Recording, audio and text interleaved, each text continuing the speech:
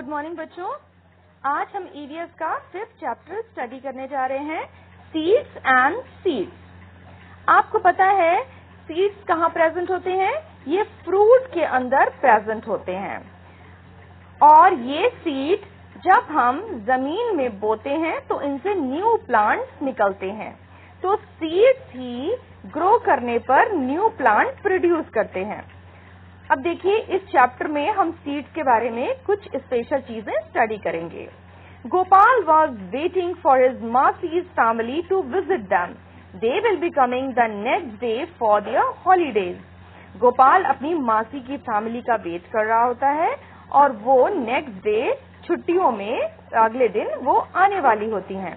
He was thinking about all the fun and nice food that he would have with his cousins. अब वो ये imagine कर रहा होता है कि वो अपने कजिन्स के साथ कितना मजा करेगा और कितने अच्छे अच्छे फूड उसके घर में कुक होंगे। Just then his mother called out, "Gopal, before you sleep, remember to soak 2 small bowls of chana." अब जब ही वो इसके बारे में सोच ही रहा था तभी उसकी मदर ने पुकारा, गोपाल सोने से पहले 2 कटोरी चने, जिसे ग्राम भी कहते हैं, ग्राम को भिगोना याद रखना। She was going to his बुआ's house and would return only in the morning. क्योंकि उसकी मदर बुआ के घर में जा रही थी और वो सुबह लौटेगी। As he was soaking the chana, Gopal thought, how will 2 small bowls of this be enough for 8 persons? अब जैसे ही गोपाल चने या ग्राम के सीड्स को सोक कर रहा था, पानी में भिगो रहा था, तो उसने सोचा 2 छोटे छोटे बोल से 8 लोगों के लिए कैसे अच्छे से छोले बन जाएंगे। So he soaked another 2 bowls of chana. इसलिए उसने 2 bowls चने यानी 2 कटोरी चना और भिगो दिया, पानी में सोक कर दिया। When his mother returned the next morning, he saw that the chana were overflowing from the vessel. अगले सुबह जब उसकी मदर वापस आई तो देखा चना तो बर्तन से ओवरफ्लो हो रहा था, मतलब बाहर गिर रहा था। She saw that the chana were overflowing from the vessel. उसने देखा चना बर्तन से बाहर ओवरफ्लो हो रहा था। How much did you soak? asked his mother. उसकी मदर ने पूछा, तुमने कितना सोक किया था? How did that happen? wondered Gopal. अब गोपाल ने सोचा ये कैसे हुआ, क्योंकि उसने तो 4 bowls ऑफ चने को जब सोक किया था तब तो वो वैसल के अंदर ही थे। अब सुबह तक सारे चने वैसल के बाहर ओवरफ्लो कैसे होने लगे? बच्चों, आप क्या इसका रीजन बता सकते हैं? बच्चे, सीड जो होते हैं वो ड्राई हो जाते हैं, है ना। जब सीड को स्टोर किया जाता है तो वो ड्राइड फॉर्म में होते हैं, सूखे होते हैं, उनमें पानी का अमाउंट बहुत कम होता है। आपको पता है सीड इस पोजीशन में भी लिविंग होता है, क्योंकि इस सीड को आप जब थोड़े दिन बाद या 1 साल बाद जमीन में बोते हो तो वो न्यू प्लांट उससे अराइज हो जाता है, सीड जर्मिनेट हो जाता है, इसका मतलब सीड लिविंग है। लेकिन सीड में, सूखे हुए सीड में पानी का अमाउंट बहुत कम है, तो जितनी भी लाइफ की एक्टिविटीज है सीड में वो बहुत ही स्लो होती हैं, बहुत ही स्लो स्पीड में होती हैं। ये बिल्कुल इसी तरह से है कि जैसे कि कोई व्यक्ति जब सो रहा होता है तो ना वो खाना खाता है और ना ही उसको ज्यादा एनर्जी की जरूरत पड़ती है। आप दिन में देखिए जितनी देर जागे रहते हैं आप 3-4 बार खाना खा लेते हैं, बार बार पानी पी लेते हैं, लेकिन रात में आप पूरी रात सोए रहते हैं, उतनी देर ना तो आप खाना खाते हैं और ना ही पानी पीते हैं। तो सीड्स भी ऐसे ही होते हैं, सीड्स को जब तक बोया नहीं जाता, उन्हें स्टोर रखा जाता है, तो उस समय उसकी लाइफ एक्टिविटीज बहुत ही स्लो होती है। You soaked too much anyway. It's good. Now I will cook half of them and leave the other half to sprout. अब उसकी मामा ने कहा, तुमने बहुत ज्यादा सीड सोक कर दिए। फिर उन्होंने कहा, अच्छा ही है, मैं हाफ को कुक कर दूंगी, मतलब हाफ के वो छोले बना देंगी और हाफ को स्प्राउट कर देंगी, हाफ को वो स्प्राउट होने के लिए रख देंगी। आपको पता है जब कोई सीड पानी में सोक हो जाता है, भीग जाता है, फिर आप उसको गीले कपड़े में बांध कर रख देते हैं तो उससे क्या होता है, छोटे छोटे स्प्राउट्स निकल आते हैं, अंकुर निकल आता है, इसे हम जर्मिनेट करना कहते हैं। और जब किसी सीड से स्प्राउट निकल आता है तो उसकी न्यूट्रिटिव वैल्यू बहुत बढ़ जाती है, उसमें बहुत अच्छे अच्छे विटामिन बहुत उसमें जनरेट हो जाते हैं। अब उनकी मदर कहती है गोपाल की, I can send these to your aunt, the doctor has told her to eat sprouts.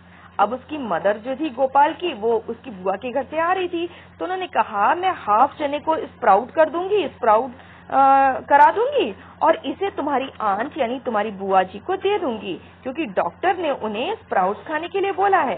बेटा स्प्राउट बहुत न्यूट्रिशियस होते हैं और अगर आप सीड की सब्जी बना के खाते हो तो वो थोड़ा सा आपको इजीली डाइजेस्ट नहीं होती है, लेकिन जब उन्हीं सीड्स को स्प्राउट कर दिया जाता है इस आफ्टर जर्मिनेशन, वो इतनी न्यूट्रिटिव हो जाती है और डाइजेस्ट भी बहुत जल्दी होती है।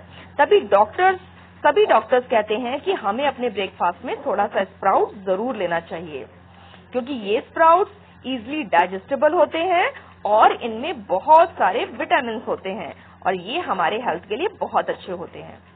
अब मदर ने उनसे ये बात कही, she tied half of the soaked chana in a wet cloth and hand them up to sprout. अब उन्होंने जो भीगे हुए चने थे उनमें से हाफ को एक गीले कपड़े में रख दिया और उसको कहीं पे हैंग कर दिया, कहीं लटका दिया। अब discuss what things are soaked before cooking in your house, why. बताइए कुकिंग के पहले आपके घर में कौन कौन सी चीजों को सोक किया जाता है, पानी में भिगोया जाता है। बेटा चने को, राजमा को, छोले को और सोयाबीन को, इन सब की सब्जी जब बनाई जाती है तो पहले इन्हें सोक किया जाता है। लोबिया के भी सीड्स होते हैं, उन्हें भी सोक किया जाता है, बाद में उसे बनाया जाता है। तो जितने भी सीड्स हैं उनकी सब्जी बनाने से पहले उन्हें पानी में सोक करना पड़ता है, भिगोना पड़ता है। What things do you eat after sprouting? How are they sprouted? How much time does it take? आप स्प्राउट करके क्या क्या खाते हो? आप स्प्राउट करके डिफरेंट सीड्स खा सकते हो, जैसे कि चना, मूंग और मूंगफली और ओट्स, ये सब चीजें हम स्प्राउट करके खा सकते हैं।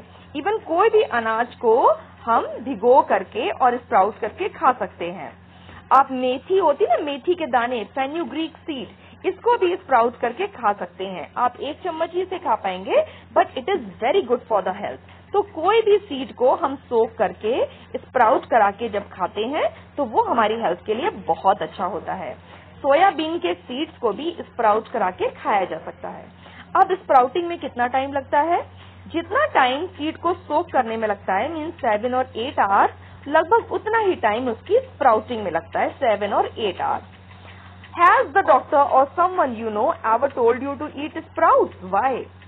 अब ये तो पता है डॉक्टर्स हमेशा कहते हैं कि हमें स्प्राउट्स खाने चाहिए, because sprouts are easily digestible as compared to the seeds and they are very rich in vitamins and minerals. Do you remember that in the class 4 you did an activity with the seeds? Now try another one. अब देखिए class 4 में हमने activity की थी जिसमें ये show किया था कि जर्मिनेशन के लिए कौन सी कंडीशंस नेसेसरी हैं। जर्मिनेशन के लिए एक तो वाटर की जरूरत होती है, ऑक्सीजन गैस की जरूरत होती है और ऑप्टिमम टेम्परेचर की जरूरत होती है। अब इसके लिए एक एक्सपेरिमेंट किया गया है। चने को 3 बॉल्स में लिया गया। एक चने को फर्स्ट बॉल में जब रखा गया तो उसको पानी से पूरा भर दिया गया। दूसरे बॉल में नीचे एक डैम्प पीस ऑफ क्लॉथ, मतलब गीली कॉटन का टुकड़ा रखा गया और उसके ऊपर कॉटन वूल रखी गई और मतलब की रुई रखी गई, उसको भी गीला कर दिया गया और उसके ऊपर चने के सीड्स को डाल दिया गया। अब उसके बाद थर्ड केस में चने को थर्ड बॉल में रखा गया और उसमें पानी यानी कुछ नहीं डाला गया और कॉटन वूल भी उसमें रखी गई, वो भी ड्राई रखी गई। अब देखेंगे इन 3 बॉल्स में जर्मिनेशन होता है कि नहीं होता। देखिए फर्स्ट बॉल और थर्ड बॉल वाले सीड को पानी तो मिल रहा है, फर्स्ट बॉल और सेकंड बॉल वाले सीड को पानी मिल रहा है, लेकिन थर्ड बॉल वाले सीड को पानी नहीं मिल रहा है। अब देखिए चेंजेस क्या होते हैं। फर्स्ट बॉल वाले सीड में पहले जर्मिनेशन होगा, लेकिन बाद में वो सीड सड़ जाएंगे, दे विल रॉट। और सेकंड बॉल में अच्छे से जर्मिनेशन होगा और उसका जो स्प्राउट्स है वो खूब लंबा लंबा सा निकलेगा। और थर्ड बॉल में बिल्कुल भी जर्मिनेशन नहीं होगा। अब देखिए, अब पूछा गया है have the seed sprouted. Ball 1 में सीड स्प्राउट करेंगे, लेकिन बाद में ये स्प्राउट सड़ जाएगा। बॉल 2 में स्प्राउट अच्छे से होगा भी, स्प्राउटिंग भी होगी और अच्छे से उसका अंकुर जो व्हाइट पोर्शन है, जो व्हाइट निकलता है, वो काफी लंबा होगा। और थर्ड बॉल में बिल्कुल भी स्प्राउटिंग नहीं होगी। अब देखिए, हम इस पे थोड़ा विचार करते हैं। फर्स्ट बॉल में सीड्स को पानी तो मिल रहा है, लेकिन पूरे सीड्स पानी में डूबे हुए हैं। तो सीड्स ने पहले तो पानी में डिसॉल्व ऑक्सीजन को यूज किया, बाद में पानी में डिसॉल्व ऑक्सीजन जब खत्म हो गई, तब फिर सीड का जर्मिनेशन आगे कंटिन्यू नहीं हो पाया। तो सीड जर्मिनेट हुए और ज्यादा पानी की वजह से ये सीड सड़ भी गए। अब सेकंड बॉल में क्या हुआ, नीचे से उसको मॉइस्चर मिल रहा था क्योंकि कॉटन डैम्प थी, वेट थी, और ऊपर से उसको एयर से ऑक्सीजन मिल रही थी। तो इसमें स्प्राउटिंग बहुत अच्छे से हुई और कोई भी सीड नहीं सड़ा। मैक्सिमम सीड यहाँ पे स्प्राउट हुए।